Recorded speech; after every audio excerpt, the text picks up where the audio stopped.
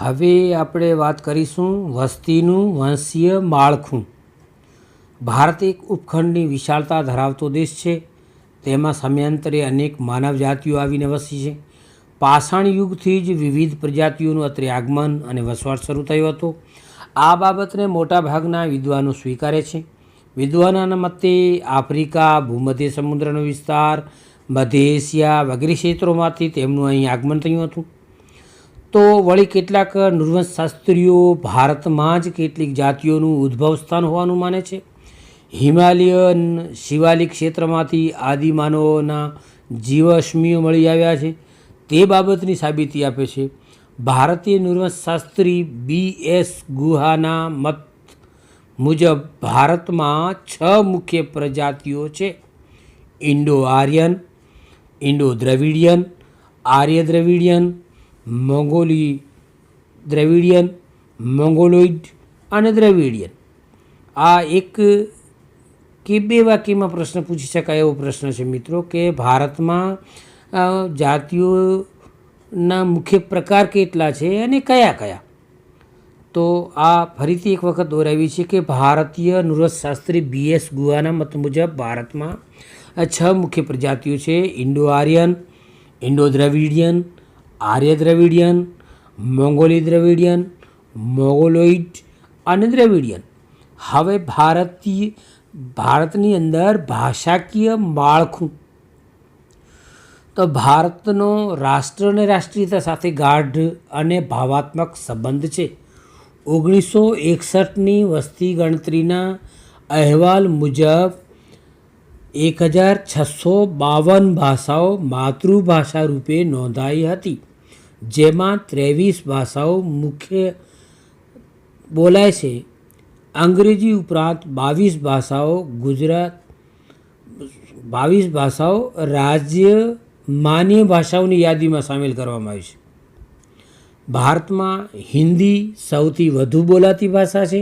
આ વિકલ્પમાં આવી શકે છે કે સૌથી વધુ બોલાતી ભાષા કઈ, તો કે હિન્દી. અને ગુજરાતી બોલનારા લોકોની ટકાવારી 4.48% સાથે દેશમાં 7મા ક્રમ આવે છે. ભાષાકીય દ્રષ્ટિએ આપણે જોઈએ તો દેશમાં ગુજરાતી બોલનારા 7મા ક્રમે આવે છે 2001ની વસ્તી મુજબ. ભારતમાં બોલાતી વિવિધ ભાષાઓ થકી આપણને એકતાનો સંદેશ મળે છે. વિશ્વમાં બોલાતી મુખ્ય ભાષાઓમાં ચાઇનીઝ મેન્ડોરિન પ્રથમ અને ત્યારબાદ બીજા ક્રમે અંગ્રેજી આવે છે. હવે આમાંથી એ પણ પ્રશ્ન પૂછી શકાય કે વિશ્વમાં મુખ્ય ભાષાઓમાં પ્રથમ સ્થાન કોનું? તો એનો જવાબ આવશે ચાઇનીઝ મેન્ડોરિન.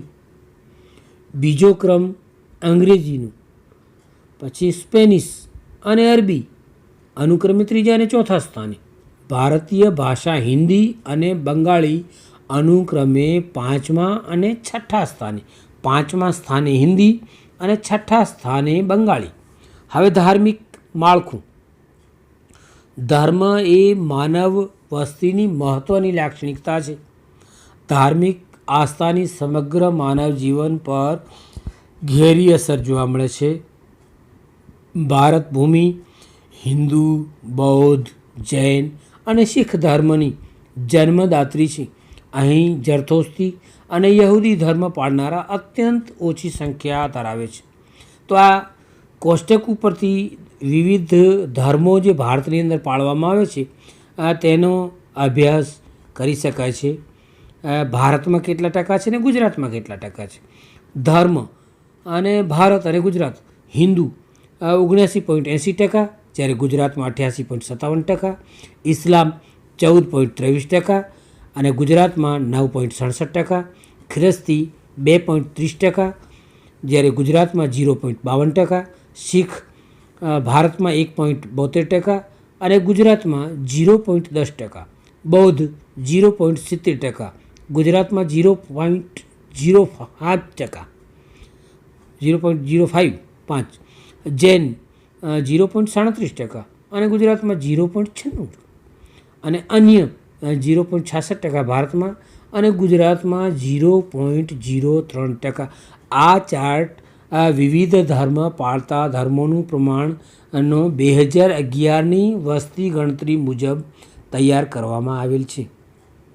હવે માનવ વિકાસ શબ્દ તમે અનેકવાર સાંભળ્યો હશે, પણ તેમાં કઈ કઈ બાબતોનો સમાવેશ થાય છે, એનો વાસ્તવિક વિભાવના શું છે, તે બાબત વિશે આપણે વધુ વિગતોથી જાણીએ અને સમજવાની કોશિશ કરીએ. માનવ વિકાસનો મુખ્ય હેતુ શું? તો કે જીવનની ગુણવત્તાને વધારે સારી બનાવવાનો કે ઊંચી લઈ જવાનો છે.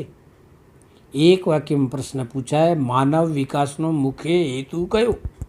અથવા માનવ વિકાસનો મુખ્ય હેતુ શું?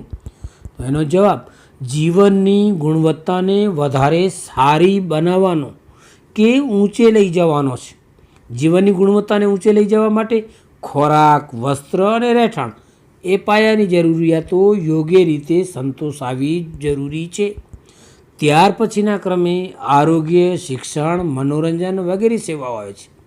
દુનિયાના વિવિધ દેશોના લોકોના જીવન ધોરણ જોઈશું તો તેમાં આપણને ભારે અસમાનતા જોવા મળશે. એક જ દિશામાં પણ જુદા જુદા વર્ગોના લોકોની જીવનશૈલી, જેને લાઈફસ્ટાઈલ, જીવન ધોરણ વચ્ચે પણ તફાવત જોવા મળે છે. અગાઉ જે આપણે જોઈ ગયા એ પ્રમાણે આર્થિક વિકાસને માનવ વિકાસને માની લેવાતો, પણ આ વિકાસ વિભાવનામાં આધુનિકરણની સગવડો અને સમૃદ્ધિને ગણતરીમાં લેવામાં આવતા હતા. આ પ્રકારે થયેલ વિકાસ સાથે સામાજિક ભેદભાવ કે પ્રાદેશિક અસમાનતા જેવા દૂષણો જન્મ્યા છે. બીજી રીતે આપણે કહીએ તો વિકાસે એક તરફ લોકોને પ્રગતિ આપી છે અને લોકોને ઉપેક્ષાના દોજખમાં હોમી દીધા છે. માત્ર આવક વધવાથી માનવ વિકાસ થતો નથી, પણ તે આવકનો યથાર્થ ઉપયોગ કરવાની કુનેહ પણ વધવી જોઈએ. વિકાસના સ્તરનું માપન કરવા માટે જીવનમાં આવેલા ગુણાત્મક સુધારાને ધ્યાનમાં લેવા જોઈએ. માનવ વિકાસ માટે સમાનતા, સ્થિરતા, ઉત્પાદકતા અને સશક્તિકરણ આ 4 બાબતો પાયારૂપ છે. ફરીથી એક વાક્યનો પ્રશ્ન પૂછી શકાય, માનવ વિકાસ માટેની પાયાની 4 બાબતો કઈ? સમાનતા, સ્થિરતા, ઉત્પાદકતા અને સશક્તિકરણ. આ 4 બાબતો પાયાની ગણાય છે. તે ઉપરાંત વ્યક્તિને તેની બુદ્ધિશક્તિ, આવડત અને ક્ષમતા મુજબ વિકાસની તકો, તંદુરસ્ત અને આરોગ્યમય જીવન, લાંબુ જીવન, શિક્ષણની સરળ તકો, સામાજિક અને રાજકીય અધિકારોની પ્રાપ્તિ વગેરેનો સમાવેશ થાય તેમ છે. તો આમ માનવ વિકાસ એટલે માનવીની વિકાસ આકાંક્ષાઓ જરૂરી હોય તેવી જીવન નિર્વાહની સુવિધાઓ વિસ્તારવાની પ્રક્રિયા. હવે માનવ વિકાસનું માપન, મેઝરમેન્ટ ઓફ હ્યુમન ડેવલપમેન્ટ. માનવ વિકાસ શું છે અને માનવ વિકાસનું માપન કેમ થાય છે? માનવ વિકાસની સંકલ્પના અને તેના માપનની પ્રવિધિ ભારતીય મૂળના નોબેલ પારિતોષિક સન્માનિત અર્થશાસ્ત્રી અમર્ત્ય સેનનો મહત્વનો ફાળો રહ્યો છે. તેમના પરામર્શથી માનવ વિકાસનો પ્રથમ અહેવાલ 1990માં સંયુક્ત રાષ્ટ્ર વિકાસ કાર્યક્રમ united nations development programme UNDP અન્વયે પ્રસિદ્ધ કરાયો હતો. હવે આ UNDP એટલે શું અથવા એનું પૂરું નામ શું એમ કરી એક વાક્યમાં પૂછી શકાય. UNDP એટલે યુનાઇટેડ નેશન્સ ડેવલપમેન્ટ પ્રોગ્રામ. તો આ અહેવાલ દર વર્ષે પ્રગટ કરાય છે. તેમાં જુદા જુદા દેશોના વિભિન્ન નિર્દેશકોના આધારે સૂચક આંક નક્કી કરાય છે. સરેરાશ આયુષ્ય, શિક્ષણ સંપાદન અને જીવન ધોરણ એવા 3 નિર્દેશકોથી મૂલ્યાંકન કરાય છે. ફરીથી એક વાક્યનો પ્રશ્ન આ રીતે, માનવ વિકાસનું માપન કરવા કયા 3 નિર્દેશકોથી એનું મૂલ્યાંકન થાય છે? તો નંબર 1 સરેરાશ આયુષ્ય, શિક્ષણ સંપાદન અને જીવન ધોરણ. આ 3 નિર્દેશકોથી મૂલ્યાંકન કરાય છે. હવે અપેક્ષિત આયુષ્ય સૂચકાંક કોને કહેવાય? તો આરોગ્યને લાંબા આયુષ્યના માપન માટે નવજાત શિશુના જન્મ સમયે અપેક્ષિત આયુષ્યને ગણતરીમાં લેવાય છે. હવે શિક્ષણ સૂચકાંક. તેમાં શાળાકીય વર્ષોમાં 25 વર્ષની વ્યક્તિએ વિતાવેલા વર્ષો અને અપેક્ષિત શાળાકીય વર્ષોમાં 5 વર્ષનું બાળક પોતાના જીવનમાં કેટલા વર્ષો શાળામાં વિતાવશે એ 2 વિગતો ધ્યાનમાં લેવાય છે અને આ વિગતો પરથી સમગ્રપણે શિક્ષણના પ્રમાણના ગુણાત્મક પાસાને મૂલવી શકાય છે અથવા ગુણાત્મક પાસાનું મૂલ્યાંકન કરી શકાય છે. હવે આવક સૂચકાંક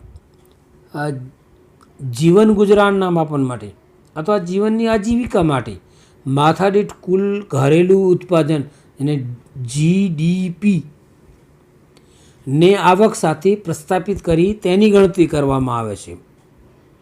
તો આ ઉપરના 3 નિર્દેશકોને આધારે ગણતરી કરી 0 થી 1 વચ્ચેના સૂચકાંકનું નિર્ધારણ કરાય છે.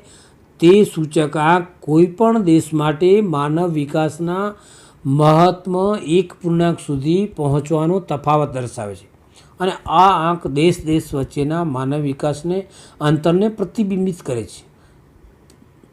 આજે દુનિયાના દેશો સર્વાંગી વિકાસ માટે પ્રયત્નશીલ છે, ત્યારે માનવ વિકાસને અવગણવો કોઈ દેશને પોસાય એમ નથી. હવે માનવ વિકાસ સૂચકાંક અને ભારત 2015માં બહાર પાડવામાં આવેલ માનવ વિકાસ અહેવાલમાં 188 દેશો તેના માનવ વિકાસ સૂચકાંક મુજબ વર્ગીકૃત કરાયા. તેમાં નોર્વે પ્રથમ ક્રમે, ત્યારબાદ ઓસ્ટ્રેલિયા અને સ્વિટ્ઝરલેન્ડ અનુક્રમે બીજા અને ત્રીજા સ્થાને, એટલે બીજા સ્થાને ઓસ્ટ્રેલિયા અને ત્રીજા સ્થાને સ્વિટ્ઝરલેન્ડ આવે છે. ભારત આ સૂચિમાં 188 દેશોમાં 130માં સ્થાને મધ્યમ માનવ વિકાસવાળા દેશોની શ્રેણીમાં આવે છે. અગાઉની તુલનામાં ભારતનો ક્રમ આગળ આવી રહ્યો છે. આપણા પડોશી દેશોમાં શ્રીલંકાનો ક્રમ 73મો અને માલદીવનો ક્રમ 104મો છે. આ બંને દેશો માનવ વિકાસની બાબતે ભારતથી આગળ છે. આ સૂચિમાં ભૂતાન, બાંગ્લાદેશ, નેપાળ, પાકિસ્તાન, મ્યાનમાર એટલે બર્મા અને અફઘાનિસ્તાન ભારતથી પાછળના ક્રમે છે. હવે માનવની વસ્તી વિષયક નીતિ 2000. આપણા દેશમાં વસ્તી નીતિ બનાવવાનો પ્રસ્તાવ 1960માં રજૂ કરાયો હતો. ત્યારબાદ 1976માં દેશની પ્રથમ વસ્તી નીતિની ઘોષણા કરવામાં આવી હતી. એમાં 1978માં કેટલાક સુધારા કર્યા બાદ 1978માં સંશોધિત વસ્તી નીતિની ઘોષણા કરાઈ હતી. કેન્દ્ર સરકાર દ્વારા 15મી જાન્યુઆરી 2010ના રોજ જાહેર કરેલી વસ્તી નીતિ મુજબ 2045 સુધી વસ્તી વધારાના દરને સ્થિર કરવો તે હેતુની પરિપૂર્તિ માટે સૂચવાયેલા મુખ્ય ઉપાયો આ પ્રમાણે છે. 1. લોકસભાની બેઠકોની 543 સંખ્યા 2026 સુધી જાળવી રાખવી. 2.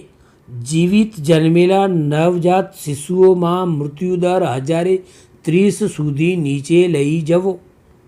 3. 80% સુવાવડો દવાખાનામાં અને પ્રશિક્ષિત સ્ટાફ દ્વારા કરાવવાની સગવડો ઊભી કરવી. પછીનું, છોકરીઓની લઘુત્તમ લગ્ન વય 18 વર્ષથી વધારી ઉપર લઈ જવી. પછી બાળ લગ્ન પ્રતિબંધિત ધારો અને ગર્ભ શિશુ લિંગ પરીક્ષણને રોકતા કાયદાઓનો સખતપૂર્વક અમલ કરાવવો. રસીકરણનો વ્યાપ વધારવો. વસ્તી નીતિના અમલીકરણ માટે વડાપ્રધાનની અધ્યક્ષતામાં એક રાષ્ટ્રીય આયોગની સ્થાપના કરવી. હવે આ આયોગની સ્થાપના છે વડાપ્રધાનની અધ્યક્ષતામાં કરવી એવો ઉલ્લેખ પણ કરવામાં આવ્યો છે. ટૂંકમાં વસ્તી નીતિના અમલથી દેશમાં સામુદાયિક સ્વાસ્થ્યની સ્થિતિમાં હકારાત્મક સુધારા ઉપરાંત અન્ય હેતુઓ પણ સામેલ છે.